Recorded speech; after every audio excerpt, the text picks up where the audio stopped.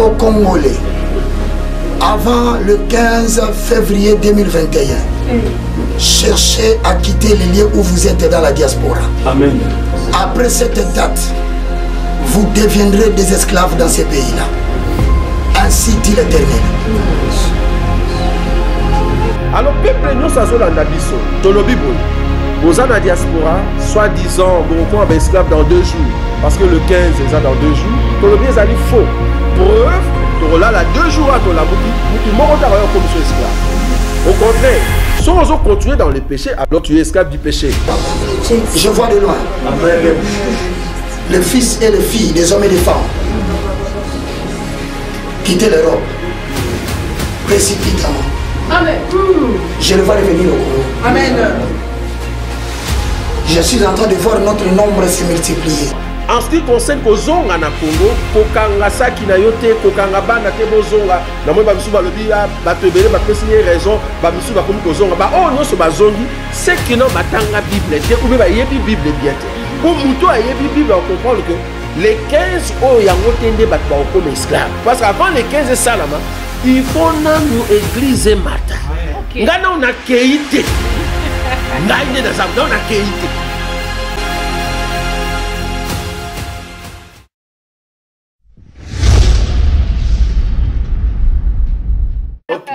Comprendre le peuple de Dieu. En tout cas, alors, 7e saut, nous avons avons déclaré à 7e saut, il y a moutou à bon, lelo toye ko gange la ba mama wanati. Parce que toloba que mama nyos so ki a telemi liboso bato bandi ko teya limbisa biso ozara lesbienne. Oh, et ça très dangereux. Aza lesbienne. Soleil News Info, Diata Bao.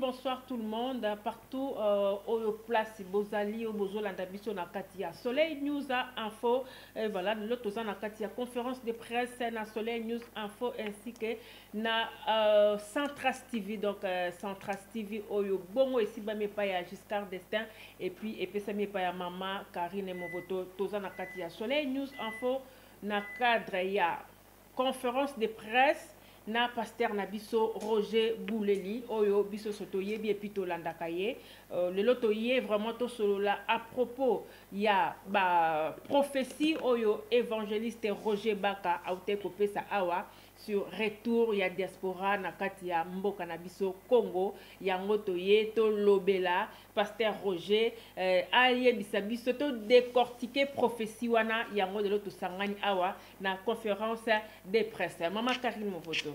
Bonsoir Maman Solange, bonsoir Nabandeko Noso Bozali Kolanda Biso na Centras TV et puis na Soleil News. Ndenge Maman Solange oti koloba lelo ezali likambo moko événement moko o mokili mobimba ezalaki kozela yango. Toyokaki mokili telemaki balobi diaspora il faut azonga selon soi-disant prophète Nabiso oyo azara na Congo au Maman Solange auti kotanga Congo. Les 15 eza lobby. Est-ce que bandeko ba se préparer yango to kolanda Papa Nabiso Roger Bouleli oyo akomika ko répondre Nabiso na quelques questions. Bonsoir Papa Roger. Bonsoir Maman Karine, bonsoir Maman Solange. Bonsoir Papa. Voilà, Papa lelo vraiment toye to meka ko solo là sur prophétie à évangéliste Roger Baka. Je suis sûr que Olandaki évangéliste Nabiso Roger Baka. Oui, Tolanda qui est. Donc, en tout cas, bon, toujours saluer d'abord tout le monde au Bazolanda Bisso et nos excuses pour ceux qui parlent français. Donc, cette émission est à Lingala. Au fait, Tolanda qui prophétie à Ndeko Roger Baka. Je crois, tant au Batunyo sur Balanda qui ango, sentiment et liboso et qui Yarobanga. Yarobanga, pourquoi? Parce que Batu Ebele, Bazongi na makanisi que tozana poto toboti bana bamisusu basomba ndaku bamisusu bazana ba investissement. Alors du coup après si délai je crois ceux qui botali délai nango ezaki à l'espace de 2-3 mois seulement. Donc bato basala on dirait fort bazonga rapidement. Pourquoi? Parce que le 15 février oeza lundi, c'est-à-dire dans 2 jours, moto nyonso oya kozonga mboka te. Malheureusement il a dit le mot diaspora. Il y a le diaspora nyonso il faut ezonga. Oh, qui dit diaspora, c'est-à-dire tout Congolais au hasard ali bandara ya Congo, il faut azonga na Congo. Bon, là to yoki prophétie wana biso toza ba total aka misu dans les écritures. Toye to vérifier na écriture, toye comment la kezaki juste était to annoncer ki batuke avant 2 jours. Il y a les 15, to robengisa média. Batoyo ba panzaka sango o ba yeba na mboka Belgique pe mokili mobimba ba ya batu na biso mituna pour te faire comprendre que prophétie wana eza juste été par rapport à la parole de Dieu. D'accord. Ok, ça c'est bien. En tout cas, avant de fongola, maman Karine to fongola vraiment ma question na biso.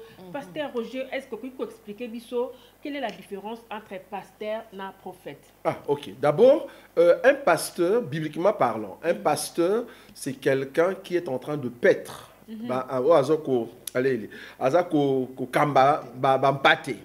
Alors azo kamba bampate et puis azana ngolu yako amener l'exhortation na kati ya mitema ya batu. C'est-à-dire azana facilité tant azo kamba bampate pe andi ma passe ya mpate wana. Donc yango moni beto benga bango baza ba ministre ya ndako. Parce que y a contrôler un peu l'évolution et abandonner bazo ko na ba pota ba ko ikoza nango azo supporter yango tongo yango to ba pasteur il faut le solo et empathie.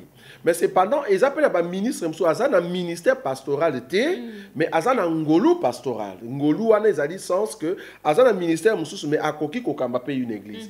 Alors un prophète azali mutu oyo amataka likolo azui makambo za likolo ya nzambe aye nango na se. C'est que il faut attendre écriture tant à homo na écriture azana facilité ya ko mema bisoti esika nzambe place alalaka parce que toyebe esika nzambe alalaka ba tunyo sote ba yebian car biso ne toyebe esika nzambe alalaka et puis chose grave to lalaka na embetu moko. Alors il faut être capable ya komatati kuna otu na nzambe ndenge nini yoza ke longi kitoko boy soka yebisi yo okiti nango eko sa tutala nzambe nenga za kitoko. Ça c'est un prophète. Donc azamuta mataka likolo akiti na iloba na nzambe na se. Alors tant total prophète wana tobite atika komone longa nzambe te na mbeto. Donc il faut ça biso pour comprendre que nzamba za na elongi ni na mbeto. Vraiment, en tout cas ça c'est bien. Donc première question Zali avant maman Karine Mobotozo yaye, première question Zali expliquer biso très bien. Prophète wana ye azala tika komona elongi ya nzambe te. Yebisa biso nanu pasteur Roger.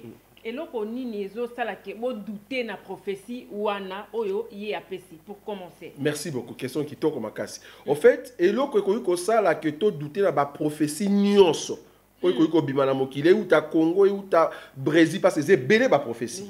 Quand vous prophétie ezoya Bibli yebisi biso n'ayez pas foi à tout esprit. Mais examinez pour voir si cela vient de Dieu. Or, comment examiner les Écritures? Et ça rendait au la Bible. Aux prophéties à Moututel, au fungoli na Bible, au tali so ibakokani parce que prophétie azara frère ya Écriture. Si vous savez que tout le monde prophétie na yo, baza bande côté. Azo soit ni sa Paul, azo soit ni sa Pierre, azo soit ni sa ba prophète ya Bible. Donc on parle que yo zarande ennemi ya ba Écriture.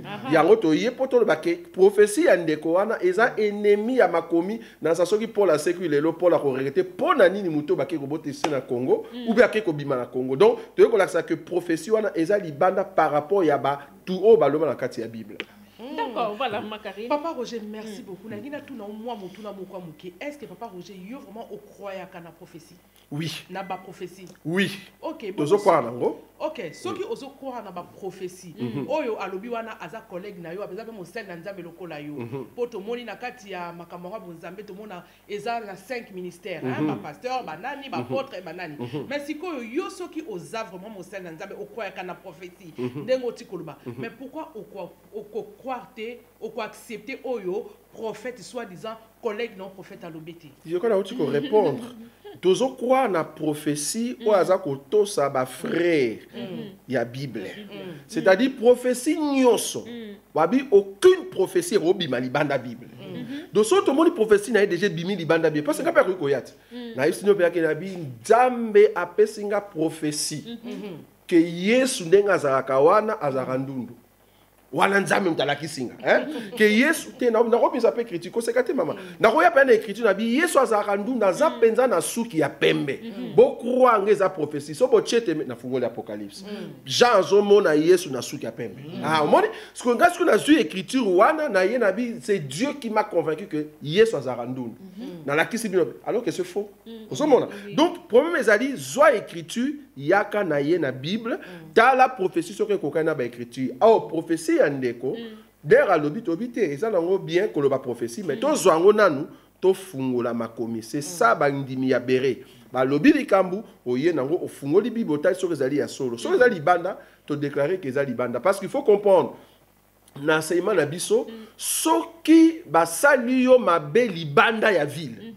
na bombe écriture wana soki basali yo mabe libanda ya ville et que mutu azali te soki ozongi na kati ya ville bamoni ki basalaki yo mabe bakokondane yo te po balobi lem sogangaki logangaki me mutu asungi yo te mais so basali yo mabe na kati ya ville c'est-à-dire bavoisin bazalaki mais bamoni kogangi te bakokondane yo o biso na kati ya ville na biso ezalande ba écriture parce que tango yo kosa biso na kombo ya grand frère moi to kanga mnoko ezate yango mo tozoganga to lobi que profession eza juste to ya wana profession eza lokuta eza lokuta deuxième chose papa Roger ongalenga papa Roger boulel onanga na tuna yo papa Roger mokili telemi kobanga ekoti na mitema bana na nzambe batu bazolo bato tikali na 2 jours nga na moni batu mama Solange kolela na moni batu azo bato ko sala ndenge nini na moni même bande ko biso balobi non ndeko moko alekaka bi nga vraiment na komi ko confirmer na nga makambu papa wana prophète wana na Kinshasa alobaki nga na kotaki na yoki na lobi ah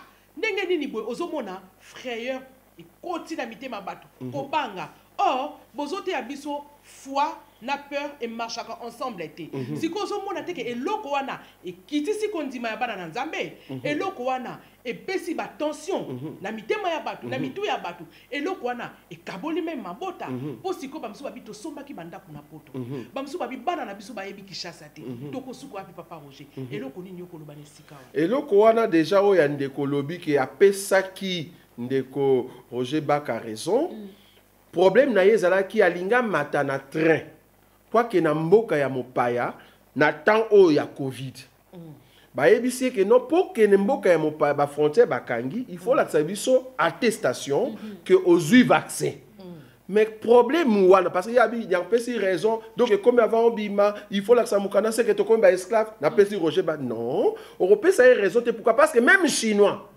pas bima Belgique à Allemagne on a sa attestation même un argentin même Obama na souligné wana même Obama sera yaki awalinga en Allemagne il faut la attestation que azana vaccin donc loi wana yango te ko ichango que yango nezali loi on de Roger Baka lobaki que to ko ba esclave non biso to lobby que profession ezali juste pas surtout là qui ça il faut to ça que les ajustés qu'est-ce qui prouve qu'ils ajustés biso to yasko na écriture pour to ça que loko ya lobby et simbité par rapport à enseignement donc eloko wana oui to ça so besoin pour ça to peut ça aussi code ça c'est bien mais papa yeko buka makambo mais preuve eza OK pour biso to za bato to ngaka to mona na misu poto panza sango ça c'est bien soki to moni na miso te mama Solange diata to ko panza sango. Ok. En fait, Tozo le Baboué, prophétie Andeko a annoncé que à partir il les 15, peuple congolais nous saza libanda a okoma esclave. Or écriture on a quelque simbela, on place à simbela on attend exacteté. C'est-à-dire il y a chango les 15. Si quand on tang écriture, écriture est le biboé. Nazui écriture à partir il y a Apocalypse. Nazotanga une écriture à partir non Nazui 13 bon to kembang poto to umela to garder temps Apocalypse chapitre 13 Bible et le Bible Nazui écriture moko le verset premier attends oui c'est ça voilà le verset premier la Bible dit ceci voilà Apocalypse chapitre 13 Et il s'éteint sur les sables de la mer, puis je vis monter de la mer, ça va? Écriture est banane. Puis je vis monter de la mer une bête qui avait 10 cornes et 7 têtes, et sur ses cornes 10 diadèmes, et sur ses têtes des noms de blasphème. La bête que je vis était semblable à un léopard, ses pieds étaient ainsi de suite. Mais n'a sauté, n'a eu écriture. Verset 4. Et ils adorèrent les dragons parce qu'il avait donné l'autorité à la bête. Ils adorèrent la bête en disant qui est semblable à la bête et qui peut combattre contre elle. Et il lui fit donner une bouche qui proférait des paroles arrogantes et des blasphèmes, et il lui fit donner le pouvoir d'agir pendant 42 mois. Tant que la prophétie, place de quoi que chaque prophétie, que soit disant le 15 février, que Batunius va libanda ba esclave, tout le non. Bien sûr, dans les Écritures, il y aura un temps où le bateau va libanda quelque part, difficulté qu'il y a et que bateau va se retrouver en groupe. Tant qu'il y a quand et qu'il y a ce enlèvement et salami. Ce enlèvement et salami. Après enlèvement et l'oroni, parce que le problème il y a des causes, il y a une ligne prophétique. La ligne prophétique à mon côté. D'abord, il faut enlèvement et salam. Après enlèvement, Nzamba kotinda 2 prophètes. Parce que côté na Israël. So ba bataille na Israël, ba makotindi ka ba maloba et que ne ko beta la nation. C'est-à-dire tout le monde qui est na batumo wa na pouvoir, o soki bazo loba mokili e bani ko so ba problème ndenge Moïse a salaka na Égypte. Après, après 3 ans et demi, il faut tout le monde que la bête, c'est-à-dire l'antéchrist, Abimi, aille maintenant combattre 2 prophètes, puis en même temps, à combattre. Ça va? Donc, la période où on a esclave, il y a bête. Or, tant où on a potokomakuna, et ça nous moulaye, ça le 15 février. C'est parce que problème. Donc, du coup, ce qu'il y a le 15 février, et ça déjà que tu as esclave, aza kolinga lobela biso ke monde toza boye enlèvement c'est ça là. Donc yemo ko déjà tikali ndenge to sola boye biso to tikali to ke na enlèvement te. Ça c'est un. Deuxièmement, 2 prophètes basi ba bimi na Israël ba tutu bazote ya ba église normal il faut to kanga. Parce que le banzambe roza sous te nyoso ba pasteur tout ba okosa. Parce que ba raté enlèvement. Ce sont des pécheurs. Donc, prophétie n'a pas place à Tcheli Yango et ça juste été. Donc, on comprend que Aminginde a binissa un peu la peur. Vraiment, ça c'est bien. Mais pasteur Roger, tout cela dit très bien de moi expliquer wana. Alors, à part prophétie Oyo, il y a les 15 février Oyo. La prophétie Oyo Nyonso, Ndeko Aloba, on dit Yango quand même. N'est-ce prophétie ni? Parce qu'elle a prophétisé Ebélé sur la RDC. A auto-prophétisé il n'y a pas longtemps, je crois dans début année 2020. A prophétisé à l'obbi FCC, Cash, Lamouka. Donc au monde a parti wana ekopanzana tito koma le 31 décembre 2020. Donc au monde a bitumbe ko bima bitumana loba yango na mois de janvier. Ce qui est tinga inde to vandi na bino boy na ebisi bino parce que to loba yango Tamsou Karina Koyeba, na loba on a 2015. Na loba na 2015, Kabila na kete. Et ça n'a pas vidéo. Na loba na 2015 que Kabila kokende, Congo tokota na ba projet économique, ba rail tout ça, ba kolia bien mais président oya koya. L'aime so a président oya koya lokola étiquette. Na utilisé mot en étiquette. Tant le président pas mati. Président c'est étiquette. Ah, Roger pas le bac. Est-ce que yango wana nde sali que nazali prophète limoko ya munene? Non. Il faut tout ça la différence entre une prophétie et une parole de connaissance. Et là quoi c'est très important. Maman selon nzamba ko sala ngolu otaka ndenge Congo ezokendo nzamba peso parole de connaissance. Mais prophétie, c'est-à-dire nazana calendrier futur ya Congo. Ce qu'on a ça pour annoncer les oracles au Congo. Et en plus la prophétie est pour édifier. C'est vrai, tu peux dire la vérité. Mais but est à rater pour total que au moins une profession n'a pas ça. Musicien tel la recouffa. On a prophétie. Nzam mais opesi prophétie non c'est tel la Nazamona Nzambe. Et c'est ngane Nazamona Nzambe. Na ko ya monabi nde Nazabo na olota Michael Nan Michael Jackson a recouffa. Ça édifie en quoi? Il n'y a pas une édification. En fait, c'est une information. Parce que l'information, on a. Et puis, ça l'est mis. Mais ce qui y a une prophétie, alors, la franc-maçon va danser alors. pour formation sur la bêta bien. Parce que au PC il y a politique. Le PC par exemple nana maman Karine émission mo salaka. Mais kaka yemoko le même ndeko évangéliste Roger Baka après s'appelle sous saloba que na limité. Nazo mona ba mikolezo ya basala nzambe moko bako kufa ya minene na kati ya limete ya mobali na ya mwasi nzambe azolakisanga tolala tolamuka mama olangi akufi papa olangi akufi siko olingo ndima prophétie na ete ndenge nini na moni place ozali na comprendre na moni place ozali donc ya on a ça la différence il y a parole de connaissance na prophétie parce que la prophétie en soi bibliquement parlant et même avec édification oyo zo le bezali prophétie avant la croix nazo croire yo et ça avant la croix mais le peuple de Dieu imagine quand on a annoncé que le président de la République a okufa. Ça édifie à quoi? Ce n'est pas koufi à solo. Mais aussi prophétie, oui, dans une prophétie quand on lobby, mais ça n'édifie pas. Dans une édification. Biso attend que ba nanzambe, c'est la prophétie qui édifie. Preuve. Tout ça qu'on a annoncé que dans la situation il y a Covid, ndenge zo sa mako ya vaccin, en réalité ça n'a pas 666. Édifie toté. Pourquoi? Parce que on dit comme la fin du monde. Et Nzambe battre na ban. Mais que non, ça 666 tu peux l'avoir. Donc aider yo, édifier. Donc de ça n'est pas ça quoi, mais malheureusement, il y a un prophète. Parce que un faux prophète na prophétie na yemoko. Annoncer que batuba zo vaccin c'est faux. La prophétie, abi batutu ba zo vaccin ba okufa. C'est faux aussi. Yo aussi parce que moi d'être au là boy. Ndeko azali na sima, azu vaccin yeyo, aza vivant. Yeyo, aza congolais, a français té. Azu vaccin, deuxième dose place azu. OK. Akufite. Bon, comment est-ce que yo ici biso que nous sommes aux vaccin to okufa. Et puis azo pesa le local lobité papa. Bon aujourd'hui le lobby okufa. Soki boyalo mutu sa okufa normalement. Moi que moi eza prophétie tozo tâtonner. Bêta prophétie est juste. Ozo m'appelle tozali. Donc to lobby que prophétie azobeta c'est vrai mais ils allaient dans la loi. Or la prophétie obiso za repos ça il y a édification du corps de Christ. Oh il y a édification té. Il y a un moment où il y a simba qui a 500 ba kongolo tout bozonga to ramasser ba motobité moni abeti di banda. Or un prophète a bêta ba prophétie ça juste. Parce que ça même tatindi. Mais ce bani go bima di banda to komo banga bo. Ngana lobi nzamba sunga parce que moi molima mwandantse meza mwa mingi na katande. Bon, espérons que nzamba osunga he. Papa Roger, wana on s'adresser peut-être à ndeko oyo a lobaki makambo ya prophétie. Mais papa Roger bongo ba Dimi, o ba kena kobunga, o ba leli, o ba perdre foi na bango. En tant que pasteur, évangéliste, docteur, et le koni ni oko loba na bango, parole ni o ko pesa bango pour le bel biso tout à l'heure awa sur la prophétie, la parole il y a la parole de connaissance. Mais na oyo e bimaki soi-disant Ezer Mabi. Mais siko yo en tant que berger, mukambi ya lingomba, na bato nyonso balanda ki papa wana, o balelaki, o bazu attention, o lobana bango ni moi liloba. Ba o nyonso baza na diaspora.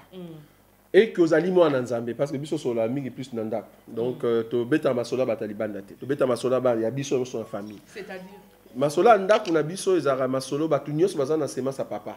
Ça va? Donc batu nyonso baza masolo ya papa nde to sola. Donc o nyonso c'est-à-dire ba pagano to beta masolo wana te. Donc to sepelaka to beta masola ndako. Ba o nyonso bazali bana ndako. Tozo zongela ba o nyonso bazali bana ndako. Bo banga eloko mokoti. Pourquoi? Parce que eloko nde kwa beti ça n'a rien à voir soit disant boza ba esclave. Non. Tant oyo ba okanga batu ba esclave. Parce qu'il faut comprendre qu'il y aura un temps où le racisme, il faut mater. Parce que si le racisme est une officialité, tu annonces ça. Selon l'écriture. Dans sa prophétie, on a déjà l'écriture. Tu annonces que pédophilie va officialiser. Tu annonces que homosexualité va officialiser. Là, tu vas officialiser. Et ça, tu vas l'équipe de non, pape. Que Papa Roleka a officialisé yango. Voilà. Donc, et combien officiel? Toujours le appel le racisme va officialiser yango. Agression sexuelle va officialiser yango. Ce sont des choses qui vont arriver parce que la Bible c'est lobby yango. Alors peuple nyo sa zolanda biso, to lobby boy. Bozana diaspora, soi-disant boroko en esclave dans 2 jours parce que le 15 est dans 2 jours. To lobby est faux. Preuve Torola la 2 jours à Tolamuki, mutu moko ta comme ce esclave. Au contraire, si on continue dans le péché, alors tu es esclave du péché. Mais cependant, En ce qui concerne kozonga na Congo, kokanga saki na yote, kokanga bana te bozonga, na moi ba misu ba lobi bato ebele ba pesi raison, ba misu ba komi kozonga, ba oh nyonso bazongi, c'est que non batanga Bible te ou ba yebi Bible bien te. Pour muto a yebi Bible on comprend que les 15 o yango tende bat ba comme esclave. Parce qu'avant les 15 salama, il faut na nous église mata. Ngana on a keite. Ngaine na zamu, na on a keite. Bon, soit pasteur ou soit ezake a lobby yango bon afala lobby yango bien mais a baby sinde côté date ko bongo peut-être omoni yo bongiseli so yo yeko bongisela eboyi nde to lobaka yo leki écoute na koyeba ta moi Bible omoni to comprends que yo ko bongisela ye parce que a lobby eloko ezali bien to lobaka on peut la fois passer erreur na ye ezali date aye ko chango na les 15 to bité omoni bien te parce que yo chango les 15 non zela na to kende so biso to kei les 2 juin les 2 prophètes ba ye na Israël ba rozela sur 3 ans et demi parce qu'il faut mon crise au yasiko but il y a crise des années crise il faut y a makasi bazolo ba même que il y a 100 ans passé crise a boizalaki donc ça fait longtemps il faut crise mata pour ceux qui bête on a robima na période ceux qui a robima OK ceux qui a robima na période oh il faut y a ko rassurer ba tout que nga na rozon ça bino la vie normale d'accord pendant 3 ans et demi à rouler sabat. Mais en même temps, les 2 prophètes m'ont dit qu'on lançait Bamabé na Mokin. Mais on les a déjà enlevés, mais c'est salami.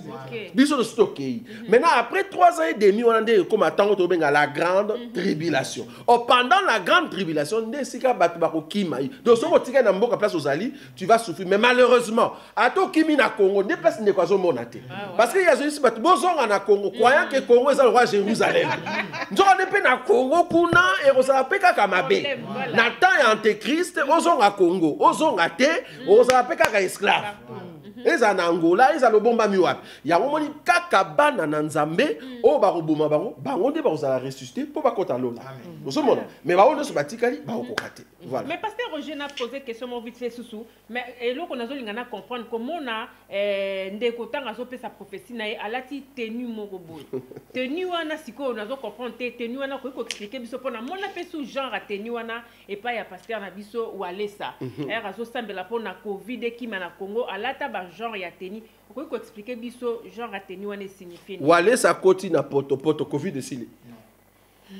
Walesa kene ko sukola bilamba na ona kimia pour pot ngazo ya kuto melata potopoto omoni potopoto na salité ya Kinshasa fa ki o melango a koti na potopoto alobi yemoko ke tokangi Covid mais til musu sa na Paris baza tellement ebele musu sa na Paris a annoncé que on a mars il y a année passée que avril Covid ko sida ta biso yo tilelo mais tilo aso continuer côté aza pe na chaîne munene azo continue tozo kanga moko yebisi biso bozela 3 jours butu et ça partout dans le monde to yeto ici bango okosi to zeli butu banda to zela butu tile le butu ya raté donc to solo ba ke wale c'est lokalati ba sac to moni ndeko na biso baka eza molimo a mwanda ntemi o moni ki mwanda ntemi obino bozo saela na Congo tozoya tozoya poto la sabino ke bele kati na bino bozo sa ki prophétie atanga bokoko bozo mona donc mwanda ntemi ko récupérer bino boko te école ya bien pour bo aussi ma Bible na ndenge ya mabe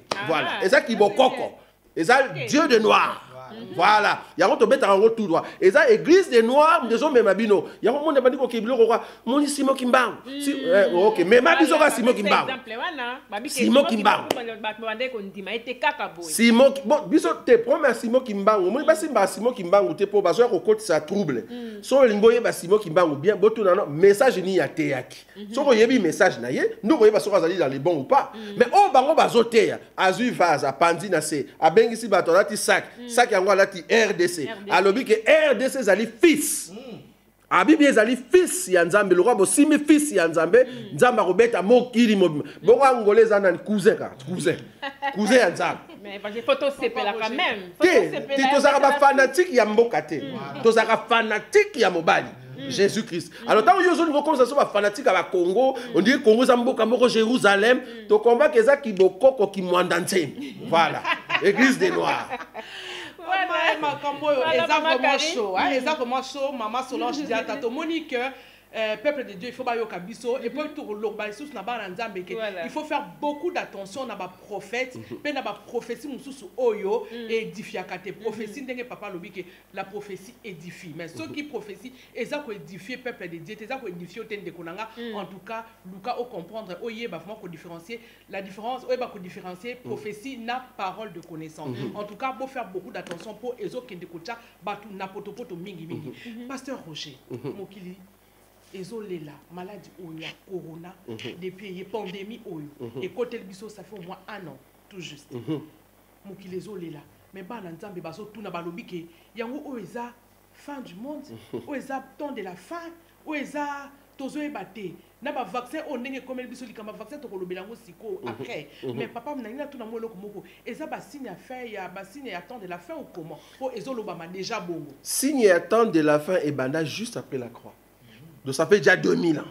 Signe à fin du temps. Parce que Bible est lobby, tangu bayaki komona ba disciple ba parler en langue. Ba lobby bato ba meli masanga. Tangu Pierre a telemi, a lobby to meli masanga te o ezali makambo eloba maki et pas ya prophète Joël que na tangu ya suka. Donc tangu ya suka banda après la croix. Donc ça fait déjà 2000 ans makamba suka banda. D'autant que Jésus revient bientôt. Bientôt, on est banda après la croix. Ça fait 2000 ans déjà. D'autant que Jésus revient bientôt. Mais tout ça, on dit que bientôt.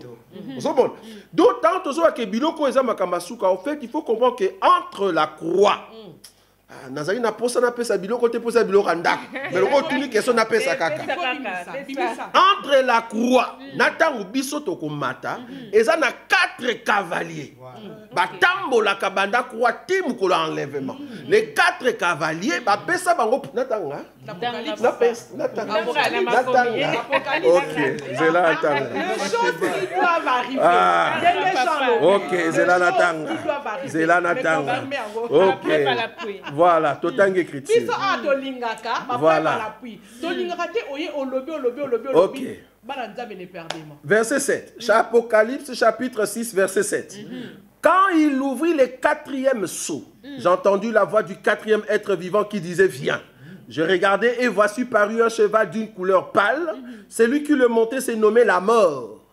Et le séjour de mort l'accompagnait. Point. Écriture. Le pouvoir leur fut donné. En français, sur la Bible, leur fut donné, c'est-à-dire ça, tout mon côté. Basé Bélé, donc 4 cavaliers. Le pouvoir leur fut donné sur le quart de la terre pour faire quoi? Périr les hommes par l'épée, par la famine, par la mortalité et par les bêtes sauvages de la terre. Nana pesi bango pouvoir, baboma batu nanzala, baboma batu na épée, nana pesi bango pouvoir. Tolobi ke banda la croatine enlèvement, nzamba pesi diable pouvoir. Voilà. OK. Que soki yo zali mwana nzambe, to zali mwana nzambe te, liwa ekozwa yo.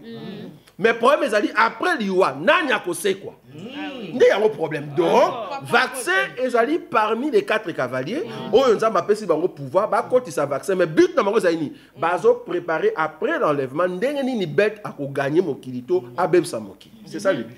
Papa Roger, maman Solange dans la motuna, toujours na lignée il y a ba prophétie, il y a ba prophète, pe na ba prophétesse. Et ça la prophétesse moko na landa qui où je respecte même. Nzamba talisi 7e saut yé muta kufungola. Yé maman na. Ah, si ko 7e saut ana papa. Ce qui aurait expliquer biso to yé piqué 7e saut ana. Karine makambo yo yakana yo lukila ba problème. Maman Karine yo lukila ba problème. Tolandiango. Ah, elle a tolandiango. Donc 7e saut. Alors 7e saut. Moi si. Maman prophétesse. Au fungolango. Maman Solange totala ke misola ngana yo. Maman prophétesse to analyser ke ngo lobike. Yo au moins ni Saint-Esprit a touché au lobela likambu ya so. L'Apocalypse. Quand on a vu ça que déjà makambu ya so OK na koza la motu papa Roger likamba so o yo lobenga ya lobike ezali na to mona ngo to ko balancer ngo même ezali. Alobi dans écriture pour te faire comprendre te faire comprendre le peuple de Dieu. En tout cas alobi 7e saut dans le clair 7e saut yé mutu akofungola. Bon. Lelo toye ko gangela ba mama wanati. Parce que toloba que mama nyos soki a telemi liboso bato bandi ko teya limbisa biso ozara lesbienne. Oh, et ça très dangereux. Aza lesbienne. Ah ngaza likolo. Tu so mama nzana. Ozara lesbienne. Lesbienne nyoso okota lola te. ndenge nini yo mwasi opesa semence na mwasi oza lesbienne ozomoluka so ba problème te na ba émission oyo natangi écriture Apocalypse chapitre 6 natangi verset ya liboso je regardais quand l'agneau ouvrit un de sept seaux. Donc, banana 1, dina 7, donc l'agneau de Dieu qui ôte les péchés du monde est comme yo. Non, ça c'est grave. Aujourd'hui, il y a un problème. Maman Carito Lobi, bon, Luka prophétesse Wana Senga, pardon. Et ça insulte aux finga église. N'engeni yo pour la 7e saut. Sont autour de question. 7e saut au fond maka. Parce que yo so botami. Bon, le col so botami, c'est qu'il faut y aller ma venir le la 7e saut. Bata il faut luka la biso bango, abandi ko tcha mo émission de boche pembeni. Au moins mutu na bino à 100 jours. Aki okosa bino na je na ka 100 jours. Tu sais maman ton tchelo caméra. Parce que ça na mutu moko ta ko gêner 100 jours. Soki Moïse a koki angote. Jésus a koki angote. Mutu ko Élie a koki angote. Ba soki na ma 40. Yo koma 100 a ko déclarer. Ba koma te maman to ça na bango. Merci alors les jeunes étaient. Merci les jeunes étaient. Les agents étaient. Au moins ni pas ni comme jeune les ala ba façon belé. Mususu au monde au bandem sous banda 6 heures. Aux ala on a écriture, on peut s'habiller écriture.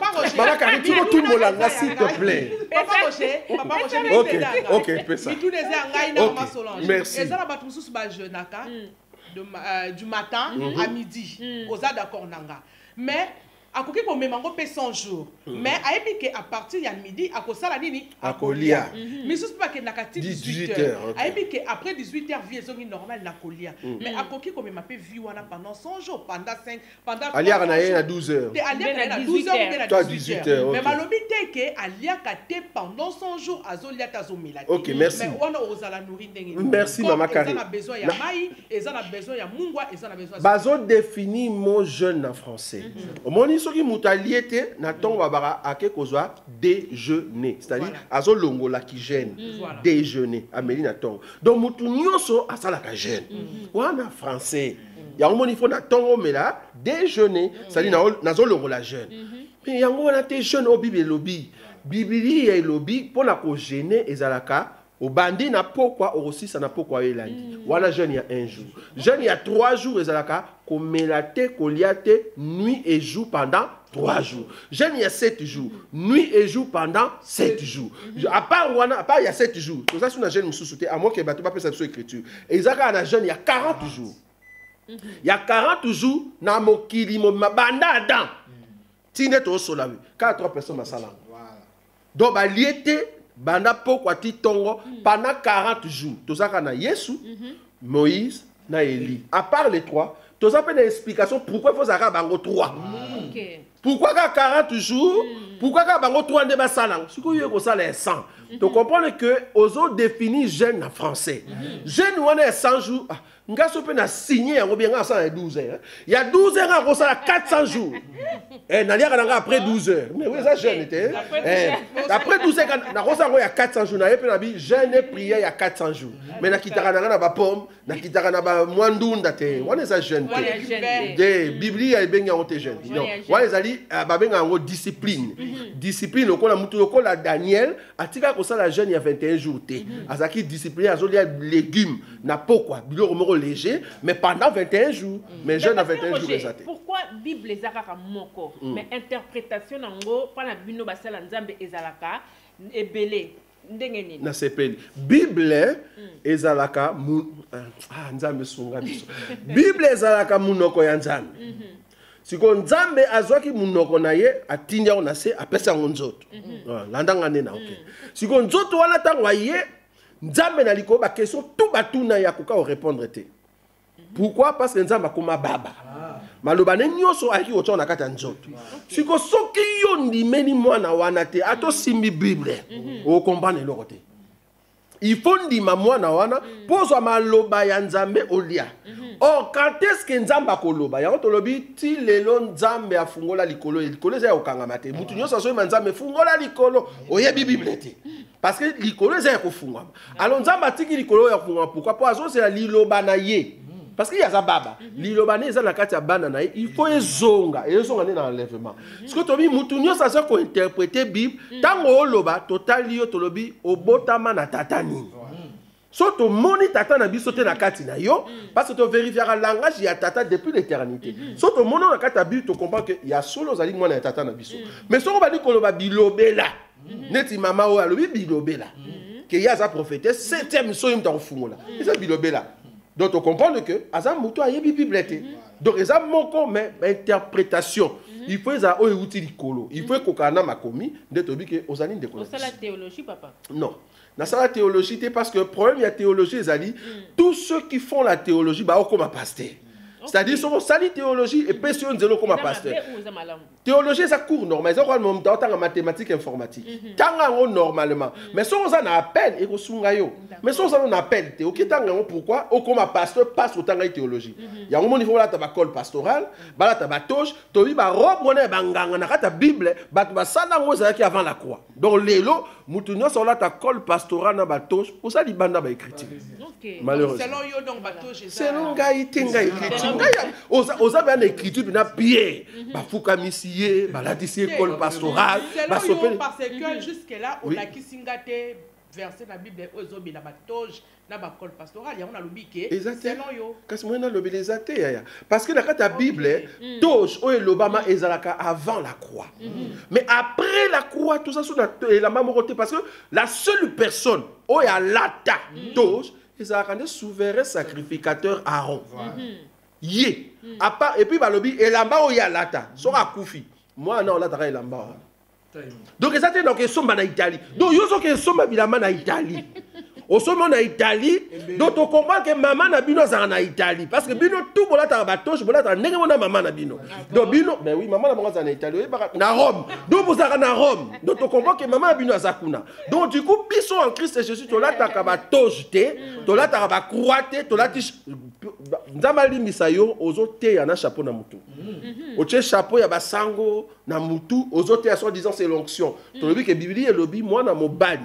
O azo prophétiser à côté quotité na mutu. De Josué book écriture, tu comprends que bateau est belé, ba Bible té. Nzamba sur baba. Vraiment ça c'est bien en tout cas pasteur Roger toza vraiment na kati ya sujet mais limisa na bimara ta mom kepo ba réponse na on de sali ke et pe ça vraiment idée moko boy. Tant on lobby Rome, tant on lobby ba maman na Italie et pe singa mbala moko idée. To total pasteur na biso moko awa Marcelo Tunasi auto lobake ba oyo nyonso basambelaka na église catholique baza na salle d'attente ya lifelo yo olobini asa raison na betele pe maboko pa nzamba pambola yo parce que mbali boso to mona yo que on va dire ko mona biloko biso to monaka parce que mutu nyonso oyo azo sambela mama Marie. D'abord sœur na biso botike na kima parce que bientôt azo la mkatozo ke na ya ensemble. Botika kombo na eza ngo kutu yepete. Mutu nyonso sambela na problème na ça problème te ba ya dans le bagaka. Maison mère. Ah ça la OK merci. Donc tu comprends que mutu nyonso oyo azo sambela nanu mama Marie.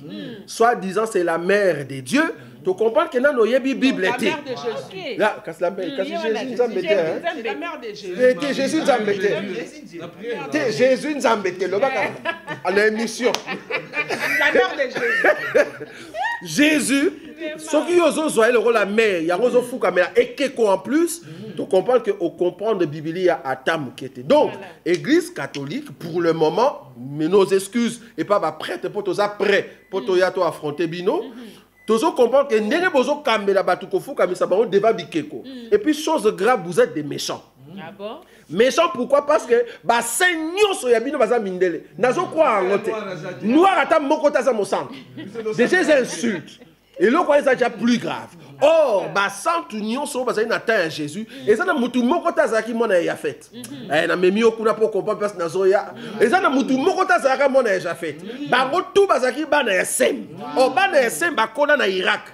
Yo so mona Irak pe na miso bleu le ko la suédois. O so mona ye. To kota kuna te. Na moni papa ko chema kambo yo to bomba mo. Mama so na moni makambo to bomba ko ezo senga deuxième. To bomba mo, to bomba mo mais à parler de ça, au moment que balobi mutunio surtout, so oza un pasteur, un vrai, ozo boya église catholique c'est que oza franc-maçon. Ah bon? Wana lobi. exactement. Yambaki mutuna plateau à lobby na boy. OK, bon. Na comprendre les places à Zali. Voilà, à lobby soki au lobby Marcelo aza nani dans le bon. Na raison place wana. Que yope oza franc-maçon qui donc c'est là. Donc yepo na ye ndeko wana à lobby, yepo na ye le fait Marcelo à lobby bongo. Docteur franc-maçon. Alobaki ni que le fait nani à lobby bongo qui a sa franc-maçon. Donc il faut une église catholique. Donc net yope le lobby qui est vrai donc yopo dans le faux. Donc c'est que hier on dit que église catholique ils allaient bien. Bon, ils ont bien, oui, en quelque sorte. Voilà, donc sera lobby boyende ko fa sunga biso. D'abord tout na question pour nani pape. Bon dit masiko ya pas to bando beta film boutin. Pourquoi pape na bino obalate? Première question. Pourquoi ba sango na bino ba pédophile? Deuxième question. Pourquoi ba ma sœur na bino? Ba ma sœur, oh bobenga ba ma sœur. Pourquoi bango nyonso ba vendre na couvent? On a écriture. Couvent.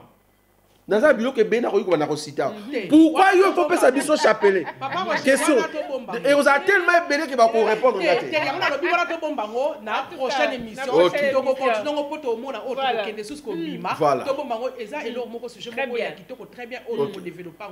Mais papa Roger, enlèvement. Tozongela sur l'enlèvement. Merci. Tozomona ke bakomi ko tchaba ba vaccin. Tozongeli lisusu pour oloba ki na biso papa ke azwa ki vaccin. Mais moi mon tourne ezali papa. Vaccin na balobi ke ezali moko ya bilembo ya 666. Vaccin wana ezali moko ya signe ya koya ya mwana na nkolo. Ezali pe moko ya signe ya ndela lobaki enlèvement. Siko pona yo de bato bakomi ko tcha ba vaccin bana na nzambe ba tcha vaccin wana upako ekomi pe ko bangisa. Oka mutu salobi ngana ko tcha te ngana so banga toza contrôler eza ba puce moko ba tche na ba mai wana ba tche eza ba puce na kati mais tozo kende wapi toza pe a un accord médical azana sima. Voilà. Oh yepe azwa vaccin wana. Poto lingaka likambozo lo bango. Boza quand même la preuve yelo ko obo monde. Papa Roger, avant tout na question moko epande ko na biso ou azana sima. Mais expliquez biso na moi muke ona lobelio sur les vaccins. OK, d'abord il faut comprendre que tout bobi que vaccin ça est lembo ya tango ya suka. Mais tout le bi amen. Non, même selon la Bible. Même selon la Bible, ça babi lembo. Ya tango ya suka. OK. Tango ya suka ya nini? Parce que tous en tango ya suka ya église. Na tango ya suka ya la bête, na tango ya suka ya mokili mobimba. Et ça trois. Parce que tango na suka ni mbozo lobela. Ya église, to ya la bête, to ya mokili mobimba. OK, moni boko ko répondre te. Voilà, différence. Somba zikida ngana zarana na Congo. Avion et mata et kita et kata mitwa ba mama. Ezalaki moko ya ba signe ya temps de la fin. Oui. OK. Ezalaki moko ya ba signe ya temps de la fin. Tipka. Il y a type cas, sont basiques d'ailleurs. Et quand tu as mutu, donc biso ko leki côté na moi batu bazo loba loba. Soit disant wenze, batu ba kufa na nenga ko sakanate. Mutu lokola Jacques. Biblia elobi parce que ça côté ya Yesu, bazui na misu ya batu, bakati ye kingo. Bakati de mona ba musulman basala, bakati ye kingo. Ezaki signe attend de la fin. Mais salama qui à côté ya pemeni ya quoi? Donc, tout ça, le signe étant de la fin, et ça a entre croix et enlèvement. Donc, signe étant de la fin, on va fin à l'église. Parce que l'église, bientôt, il faut mettre. Mais après l'église, tant ils ont continué. Tant ils ont continué, on a 7 ans, il faut continuer. Après 7 ans, il faut nous frapper la terre. Après qu'on frappe la terre, il faut biso au matalola. Il faut d'abord enlèvement. Non, enlèvement déjà. Donc, entre croix et enlèvement, tu as 4 cavaliers. Après, tu as enlèvement. Après enlèvement, il faut que les 2 prophètes battent à côté. Pendant 3 ans et demi. Et puis l'autre 3 ans et demi, donc voilà déjà obligatoire. Pour Kende. Papa Roger, tu comment banga basana nzambe to yebi te wapi ya vrai, wapi ya faux. okoki kozana papa Roger azote ya Bible azopasola Bible pena luba pene donc lokola ayebi Bible alalaka nango alamukaka nango mais soko yoki masolo eza dega soko moni makambu ba pasteur na ba apôtre bana yango moni na tuni papa Roger yo ba kokende obligé ba biso to kokende o bozo s'attendre te ke bango ba kokende te ba pasala ba polémique que d'abord réseaux sociaux non d'abord pour na nini na kokende faut tout nana moi so tuni boete et bi mabe nasa sûr ya on a il faut tout na sko pourquoi na kokende oko sala enlever na comportement na yo comportement auto sala ka oyo ezaka yanga te grand frère mtalakisaka makambo naza na grand frère moko terrible atala ba pharisien ba bi race de vipère donc atala nani o muto na Hérode abi na boke yebisa renard wana za grand frère. Donc grand frère alakisa son enseignement il y a comment parler dans la cour royale. Oh mutunjo ça c'est kata cour royale abanga ba tunyo ça mabelete Pilate ayenda sarana grand frère azotuna ye makambo bato sala po ba lobi pona yo olobini ya lobi ke royaume nangeza ya mokili ote parce que ngana ki ko annoncer la vérité tunye vérité ça nini il grand frère avant kimia pour la vérité ça par langage moko vraiment codé chose codé donc grand frère c'est Jésus merci donc il faut zara mutozo comprendre te pour biso so la raboy ça va donc grand frère a comprenant et puis les ranga a kufa lobi tout pouvoir m'a été donné azu pouvoir on appelle ça biso donc allez na zaboye problème nanga ezali pona kendelo la ezali kambu ya o nazala ki afana ya amen OK mutu nyonso okende lola eza mutu avandaka déjà kuna nga avana yao na mokili ndeko zomona nga boye na utaka déjà lola amen ah bon na utaka oyiba na yebisa yote na utaka lola bien aimé biso to utaka lola ba parachute biso awa toye ko yekola parce tozo zonga po to yana millennium to régner comme des rois amen bon wana po yeba ngo il faut saka mutanda kuna biso soko vanda na ndako na biso to yeba ngo te donc Israël a des Cana kozonga la Cana merci wadi ko comprendre ba terme na biso po Israël a uta Cana ke na Égypte olingo linga te ozonga la Cana do ba tutu ba uta lola il faut bazonga kaka lola mais parce que aujourd'hui que na habité salinga bien zamba liboso na bana zamba za ko sali bien to comme si zamba ça c'est bien mais que na ozo loboyo so to comme les jours J to monya ngoto bi que to zala déçu na habité ça déçu pourquoi que to comme si zamba on comprend yo te na nyoso lobi awa to moni rien awa na enlèvement zala kimia na enlèvement zala kimia maman zala kimia tu na zo sola awa yeso alobi na ke un grand frère na ke Jérusalem na kokufa sima ya 3 jours na ose quoi ba d'ici bazo mon on a des blagues quand des biso to barabo a kepe akufi 3e jour a sekui zandenge na biso langage na biso balakisa biso nengo donc tant na zo soke nakomata zala sûr parce que problème ezali na komata te na force na komata la parole aux enkatina maman Karine a soulevé point moko bien alobi que temps de la fin est-ce que vaccin aux temps de la fin tout ça on peut si biso par exemple misato OK kota la peine kata bible baloba que ceux qui to komi na ba mikola suka na basala nzambe msubo ko yeba bango na misala na bango mais sikoyo alors tango oyo to komi ko ba na wana misala na bango oyo na part tous les 3 wana yo etangeli biso na auto comment vivre lelo pour ba sujet belé donc moi to côté zate donc auto zo vivre na ba pasteur na si maman Karine oyebi pasteur na si mo pe mo muki ozo yeba donc maman ma belé ma collègue na yebi il faut comprendre que maman Karine a zané tout droit bengi collègue na nga bon nzamba su mais selon Zaka t'es ma collègue t'es ma consoeur voilà mais na ndenga nzambe attention ya wana to wana za kota pasteur ba collègue ça consoeur na nga mais wala pe côté bible là mon passe ya donc on la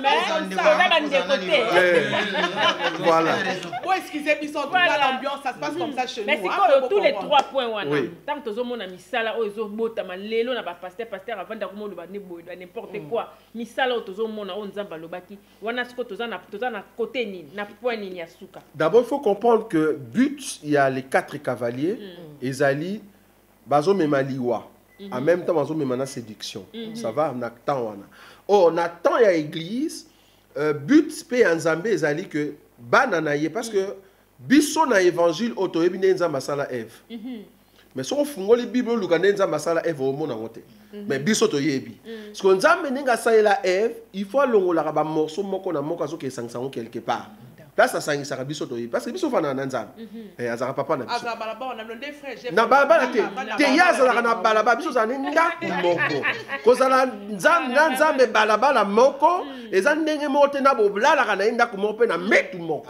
osikoyo soko oyebi yango pourkui bamisusu bayeba yango te papa Roger ozomona mpe te kozobeta yango nalobaki awa ke interprétation ya bible eza sikoyo alobi bato mosusu bayebi te kaka bango nde bayebi yango bango sikoyo banani bango banani sikoyo bato oyo olobi wana bango yo nde moto olobi yango okelobi ke kaka bino nde boyebi bato mosusu babi yango biso bato wana kasi biso banani faut tout ngati voilà biso banani biso tout question bona répondre bato oyo bayebi ndenge nzambe aronflaka taka na bano kote oyebaki te nzambe aronflaka butu nyonso ayebi ndenge nzambe aronflaka ce qu'il faut là na mbetu moko opolala na nzambe mbetu moko c'est que il faut yeba ndoto ni aloti na butu abosani yango na tongo atuni oyebise ndoto pe explication na soko koki ase kolala na nzambe mbetu moko ça c'est la profondeur. Voilà, ça c'est bien. En tout cas, tout ça nabiso malembe vers la fin. Il y a conférence de presse nabiso avec notre pasteur Roger Bouleli. Donc voilà, on a dit que place Batino so baza na bandaku. Oyo bobandai ko luka bozwa explication, il y a prophétie le 15 février. Alors notre pasteur a dit que c'est faux et archi faux. Donc ezanango makambo il y a lokuta. Et puis, tout s'est préparé. Le c'est que les a l'okutande, tout s'est laissé faire. Donc, tout s'est préparé. Na komona ya nzambe, na nzela ya nzambe. Alors, parce que, pasteur, Tuna. Ah, bah, question que yelo ebele na ngo sakanda ti tuna. Maman Solange bomba. Tuna. Karine, est-ce que pasteur peut dire que non, ça faux, toi qu'elle était, est-ce que pasteur a zobanga pe au son à Congo te? Pas pasteur va zobanga na bango à Solange. Pas pasteur va zobanga bioma na bango peut-être yango na ko contredire peine de la biso ouais. Vraiment. On n'a pas fait cette explication maman. Ok, bon, on va répondre. Donc, en fait, je crois que na bateau, bayebi balandara biso na chaîne, bayebi que de sto bongisa écoute fakito qui est en avril, mais c'est pendant Covid, et c'est que d'abord, ça liste, il y a banane, on a vaccin d'abord. Donc, nous avons un vaccin maintenant. Donc, en avril, on a droit à un vaccin, à moins que nous sommes vraiment malades. Donc, nous avons un vaccin calmement, je crois, le corps médical, ils allaient juin, juillet. Donc, du coup, la période où on a un vaccin, mais si on a un corps médical, vieux, donc, vraiment, on a pas ça. Mais, biso moutounion sont après. Et donc, ils ont permettre pour en avril, parce qu'avant matin en avion, il faut l'attestation. Donc, du coup, moi, il y a un vaccin en avril, mais cependant, Tozoya na mois de juillet. Dans le Congo, il y a un bien-aimé que je ne m'aurais pas cité parce que tout ça va chaîne mi balé awa. Tozoya est pas naïe, il est pas naïe tout ça la émission pour nous la saké toloba qui na mois de février que les 15 et que ça la mateta to comme na juillet ti lelo. Ba congolais ba zongi te ba zo continuer na poto bien. Ba o ba so mandak ba continuer na bandak là-bas. Voilà. Voilà, ça c'est bien parce que moi, le Basuka, peut-être, na bateau, nous sommes sur l'Andabiso, si on a Centras TV et Soleil News Info. Bon, le Kamasuka, ça dit que bon, soit vaccin. Soit vaccin parce que vaccin, oyo, et en a plus il y a 666. Parce que plus il y a 666, c'est quoi? Plus il y a 666, on a terme biblique, l'identité mondiale. À Genèse chapitre 11. Donc, but ezalaki bango tuba loba munoko moko baza la même pensée. Or, pour contrôler le monde, bête a instauré le système il y a 666. Mais aux quand il faut enlever ça à la main. Il faut les deux prophètes Baya, vendi pendant 3 ans et demi, Mokili Mobima toute la terre, crise et sili, tu balier bien. Congo TGV bato bakomi kolia soso banzale sili bashege bakomi kolia bien nanto moni angote après wana nde beta koyako le baboso bolingi bolia ndenge bolie boye na bashege tout balie basoso komi pamba pamba na ndako mutu nyonso alinga lia boye zwa identité nationale. Nde place koya nde place tolobi vaccin wana tango yoko raté enlèvement que omoni que Roger za sous-souté ba sœur na me baza sur terre té ba média bo ezate comprendre que biso to sito kenda boya vaccin mais na mi yebiselio soki biso to keye ko boyi vaccin ba ko bomayo ndimo kufa ko so vaccin wana té mais oyo Zoa, biso muto tindi yo par rapport à l'enseignement. Zoa vaccin opo et aider yo ko ça la voyage et aider pour le moment battre na moi banana yo. Profitons biso mbela randa ko lokolo yebina nzambe te. Somba ngope na Congo. Ya ngomoni na place wana sungu bandeko. Mi sombela na Congo po me ko ki makuna bien que souffrance yo za kuna mais di moins za na mboka na yo. Donc mi sombela autant biso to ke na enlèvement passe wana écoute le na Congo. Bien que ba konyokolo mais eza eda kuna. Nde ya ngoto le ba mais les 15 té. Voilà. Non, il est côté. Ça c'est bien. Ça c'est bien. Nzambe ba vraiment voilà assurance il y a bien alors Nzambe na biso azwa le kumu papa moi mboté voilà protocole na suka. En tout cas tu peux si mboté na bandeko nyonso peut-être je crois Karine Lem sous organisation na le pour on peut ça bandeko peut même meka ko intervenir. Tu peux si mboté na bandeko nyonso nous sommes là nous sommes en tout cas une église qui vérifie les écritures donc ba prophète nyonso bazo bima ebele tant oyo ki prophète benga biso. Papa Roger bango peut pas vérifier ka beke. Ba faire prophète ça lobi ke yimta pour 7e chose. Baba Karine s'il te plaît. Tu ko tout la biso. Tu ko tout la biso. Prophète moko abimi na Congo alobi ke Yesu aza mu Congo. Prophète s'il te plaît. Yesu aza mu Congo, David ville ya David comme on a beaucoup. Wow. Et ça n'a pas Congo. S'il te plaît, bon tu connais bien sûr Buzoba. Buzoba hein. Ouais papa. Tu vois les attend Buzoba. Ouais ça sous Buzoba sous temps de la parce que dans la Bible déjà, bah ça il se place David afandaka. Mais yo bi que té prophète ndenga lobby ça est solo. David afandaka na beaucoup. Et que Yesu comme on a comme là Israël Yesu ezala ki Congo. Bino ne bolobe la moi que aussi problème. Aussi problème. En tout cas c'est bien et l'équipe bien. Ceux qui posent la mituna kotuna, ceux qui peuvent bino bolingi toi poser bino ba question.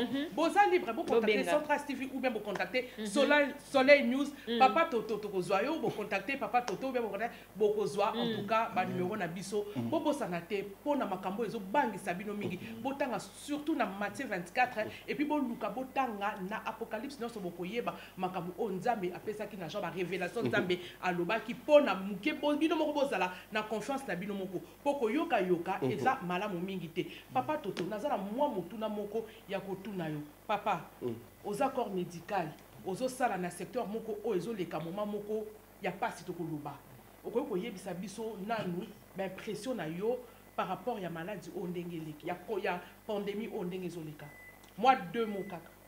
2 mots encore beaucoup plus. Merci tout ça indépendance ça fait c'est mon beauté. Les gamotés à lobby est moins important. Tous les vaccins c'est très important. Parce que forme ya corona comment il y a forme respiratoire pulmonaire en adjectif. Oh bah éviter comme sous variant. Donc imiter et comme et vous avez forme belé et vous m'abat encore plus. La seule solution, la seule formule, ils ont beaucoup plus de vaccins. Mais tout le monde est mal informé parce que l'information non, et vaccin et vous m'abat. Au moins que bateau la campagne à vaccin y a ma B, ils ont beaucoup plus la société pharmaceutique. Au balingi qui si beaucoup plus ça va comprimer la place à vaccin. Il y a au moins la maladie la sida. Vaccin la campagne contre bango pour ba cancer que si des choses à traiter na vaccin donc tout ce qui va vraiment vaccin maladie ma B tu vas s'informer beaucoup plus par les médecins traitant na bango ba yo ka te oza par internet au pas ba dozo lâcher biso mo tous déjà ba vaccin ayo yango aussi tous les 2 doses tous les 2 doses oh wow mais au profiter au quoi qui tout pas ma message na moi qui pour tout ça aza tout kaye moko bi mais musu so mona azaki mutubu en tout cas to so sekate na oloba makambo eza ya solo po internet ezo boma ba musu sa tout qui musu sa comme le kwa ngulu azaki boy pou to mona ka mutu abaluka mais c'est pas papa yo zwa o komi le kwa ngulu ou bien o tout kaki pe to nengeni non c'est faux parce qu'en Belgique déjà sur 1 million au lancé c'est 300 000 personnes au basu déjà vaccin ba cas minimum mais ça 5 ou 10 les années ni le beau qui gonflé température zaya au matin qui a comme la situation et l'homme et le beau se gonflé grippe B battu au vaccin grippe et gonflé en langue mais le reste battu ils ont quand même très bien Pfizer ils ont bien Moderna oui ils ont très bien pourquoi parce que déjà il y a Pfizer ils ont Aden batika Grèce maintenant c'est deuxième vaccin ils ont virus ou ekufi ba injecté dans d'autres motos ils ont vraiment l'assurance tout ça mais ba belge balingi ba chinois te pour ba chinois na aluminium na kati aluminium pesa bien biso pe toujours on a ba Afrique na vaccin tuberculose mais sauf que mondela lobi aluminium est bon mais développera cancer après on est balingi en côté mais les deux sortes de vaccins ils ont vraiment bien ouais liboso ils ont pour 50 il y a plus ouais mi balé ils ont pour 50 il y a 18 ans tout ça un peu ba jeune bazwango parce que comme ba jeune bazwango bele bana ba comme kozwango en tout cas tout c'est protégé s'il y a une possibilité tout profiter d'ango et puis nous avons reçu la mission plus tard. Merci beaucoup papa Toto, ça fait du bien yakoyoka boy exaucer mon fils. En tout cas, il faut oser vaccin on a bisiko zali. Ryan mon photo, il faut pas oublier ton tonton comme tonton Toto auti kolbasiko. Vaccin et kezi Sarah vos enfants. Maman Solange. Voilà, merci beaucoup de vraiment ton commune Nabiso Nasuka. Merci beaucoup pasteur Roger Bouleli. Merci à vous. Merci na équipe na yo mobimana bande konanga papa Toto na papa Israël. Papa Israël donc bambo tebele papa ya frère nanga patou soda ya poto. Ah, patou soda mais éviter ça nga esengo mo ta on atala ka frère nanga wana lelo koma patou soda kolo. Papa Patrick.